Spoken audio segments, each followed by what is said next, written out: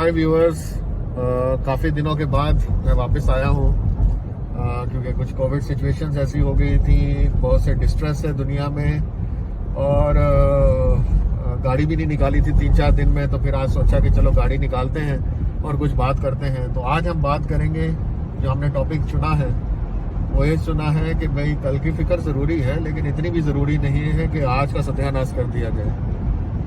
तो ये कहानी शुरू ऐसे हुई, ये दिमाग में इस तरह आया कि कल मैं कुछ दोस्तों के साथ बैठा हुआ था, तो सबके मुंह के ऊपर 12 बजे हुए थे। तो समझ में नहीं आ रहा था कि भाई हुआ क्या है। जिससे भी पूछा है, यार ये हो गया, नौकरी में प्रॉब्लम्स आ रही हैं, ये प्रॉब्लम्स आ रही हैं, वो प्रॉब्लम्स आ रही हैं, कल का क्या सोचेंगे, कल का क्या करेंगे।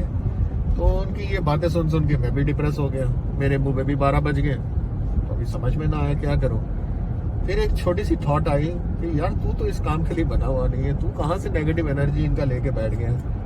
बाहर गया, मुंह हाथ धो के वापस आया और मैंने कहा भाई बहुत हो गया, बस एंड ऑफ द स्टोरी, वापस आओ। वापस आके फिर मैंने सोचा कि यार इनको कैसे वापस लाऊं जब मैं खुद ही वापस नहीं आया हूँ। तो पहले मैं खुद वापस आया, वापस आके बोला मेरे बहन दोस्त, जिंदगी है, सांसें चल रही हैं, तो कल की फिक्र भी कर लेंगे, लेकिन पहले आज की तो फिक्र करें। मिलने के लिए हम आए थे, बात करने के लिए आए थे। सोचा था कि जो परेशानियां हैं वो दोस्तों से बात करके दूर हो जाएंगी, तो आप लोगों ने तो और परेशानियों में डाल दिया। तो इस तरह तो नेक्स्ट टाइम हम लोग कभी भी नहीं मिलेंगे, क्योंकि फिर हम लोग तो फिर नेगेटिव हो जाएंगे। तो फिर उनको भी एहसास हुआ, आहिस्ता आहिस्ता वो भी बाहर आए। तो कहने का मकसद ये है, कल की फिक्र भी ज़रूरी है, कल भी जीना है। एग्री करता हूँ मैं इस बात से, कोई प्रॉब्लम नहीं है, कल भी जिए। लेकिन जो आज जा रहा है इसका क्या करेंगे, ये तो चला जाएगा, इसके अंदर तो कोई प्रॉब्लम हम हल नहीं कर पाएंगे। तो प्रॉब्लम तो आज की हल करनी है, कल की तो ऊपर वाला शायद हल भी कर दे। कल 5 सेकंड लगते हैं, 1 सेकंड लगता है, क्लिक ऑफ ए सेकंड लगता है ऊपर वाले को इंसान की किस्मत बदलते हुए।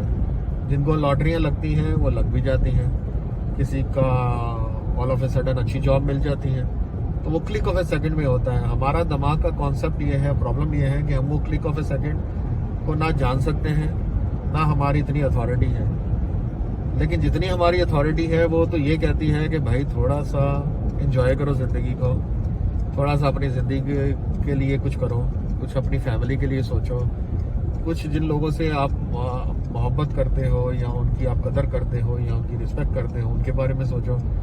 तो जब मैं खुद ही बीमार हूँगा और मैं खुद ही अफेक्टेड हूँ, तो मैं दूसरों को उस हालत में दूसरों को कैसे निकाल सकता हूँ। तो पहले मुझे अपने आप को एनर्जेटिक करना पड़ेगा। ठीक है, हालात बहुत टाइट हैं, कोविड की सिचुएशन देखता हूँ तो परेशान हो जाता हूँ, लेकिन फिर सोचता हूँ कि जिंदा तो हूँ, जिंदा हो तो बहुत से टाइम मिल जाएगा काम करने के लिए। ठीक है, बच्चों के साथ ज़िंदगी गुजारता हूँ तो समझ में आता है कि जो पहली ज़िंदगी गुजारी है वो ज़रा गलत काम किया।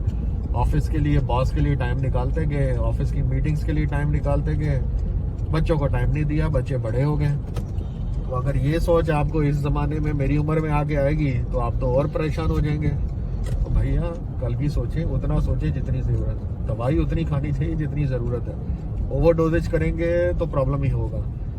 तो आज का हमारा टॉपिक यही है कि कल की सोचें, बस उतना सोचें जितनी ज़रूरत है, बाकी आज में ही रहें। आज में रह के देखें कि आज आप क्या कर सकते हैं। गुस्सा आ रहा है तो गुस्सा निकालें, नो प्रॉब्लम। हल हो रहा है, हंसना चाहते हैं तो हंस लें, कोई आपको रोक तो नहीं रहा। और इस डायमेंशन से निकलें कि भाई दुनिया में हर चीज़ ही अच्छी होगी, ऐसा कुछ नहीं होता है। दुनिया में कभी कोई चीज़ें बुरी भी होती हैं, तो आप जीना तो नहीं छोड़ देते हैं। जब अच्छी चीज़ें हो रही होती है तब भी आप जीना नहीं छोड़ते। तो जब 2-3 दफ़ा थोड़े से टेंशन आ गए हैं, थोड़ा सा प्रॉब्लम आ गया है, तो ज़िंदगी को भी छोड़ दें भाई, जीते हैं। तो यही आज का मेरा मैसेज था। हम आहिस्ता आहिस्ता फिर आते रहेंगे नए टॉपिक्स के साथ, और मेरी कोशिश होगी कि हम ऐसे टॉपिक्स पे बात करें जिससे हमारी ज़िंदगी में थोड़ी सी पॉजिटिविटी आए, थोड़ी सी जीने की इच्छा आए। क्योंकि दुनिया में अगर ख़राब चीज़ें देखनी है तो वो तो दुनिया में चल ही रही हैं। कोविड भी चल रहा है, हो सकता है 1-2 महीने और चलता रहे, हो सकता है क्लिक ऑफ ए सेकंड के बाद ख़त्म हो जाए। तो जो चीज़ मेरे इख्तियार में नहीं है, जो मेरे हाथ में नहीं है, तो उसके बारे में इतना सोचने से अच्छा है मैं वो चीज़ के बारे में सोचूं जो मेरे हाथ में है। तो आज के लिए बस इतना ही, इस होप के साथ कि आप सब लोग खैरियत से होंगे। जो लोग बीमार हैं, ऊपर वाला उनको सेहत दें, जल्दी रिकवर हो, अपनी फैमिलीज़ के साथ आएँ, ताकि आपको इस दुनिया से जाने के बाद ये, और यहाँ जाने के टाइम ये रिजर्वेशंस ना हो कि यार मैंने तो अपनी ज़िंदगी को एंजॉय नहीं किया, पैसा पड़ा हुआ है, बस पैसे का क्या करूँ, कोई और ही बैठ के खाएगा उसके अंदर। तो पैसा भी उतना ही चाहिए जितना मैं हजम कर सकता हूँ। तो इसकी एक बहुत खूबसूरत सी मिसाल है एंडिंग के अंदर। वही मिसाल ये है कि एक गोरा है मैस्लोव करके, गोरा तो नहीं है, रशियन है, तो वो एक थ्योरी में अपनी कहता है कि दुनिया में दो किस्म की नीड्स होती हैं।